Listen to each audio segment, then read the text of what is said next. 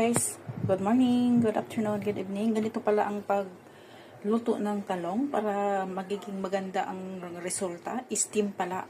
Pagkatapos niyan, pwede mo siyang prituhin at pwedeng ilagay dito sa ating paksiw. Ayan.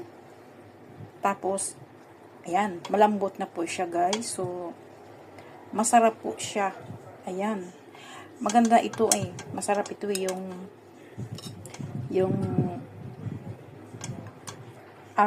minced pork. I-fry mo yung minced pork, pagkatapos ilagay mo siya dito or sa itaas siya.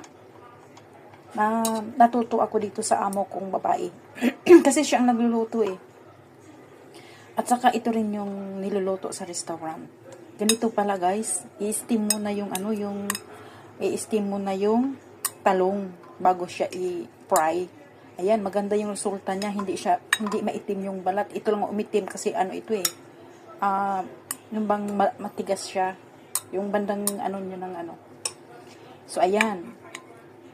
Did you see? This is the eggplant. I steam first. And then, I cook this again.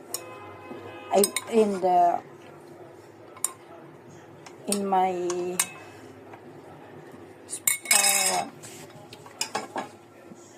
paksiw na bangus. Ayan.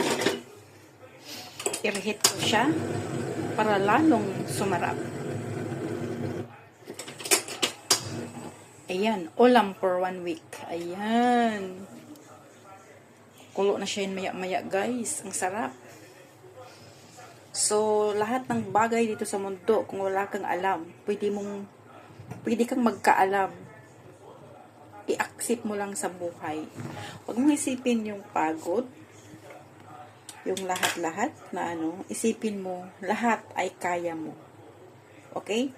Lahat ay kaya mo alang-alang sa mga anak mo at pamilya. Lalong-lalo na mga magulang mo, lalo na kung sila ay matandaan. Okay?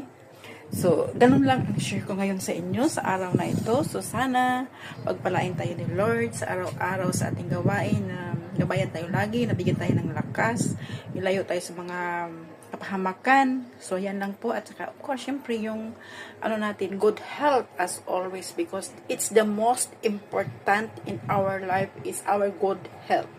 What is the use of money if we are full of sickness in our body? And we cannot do some works because of we are not fit to work.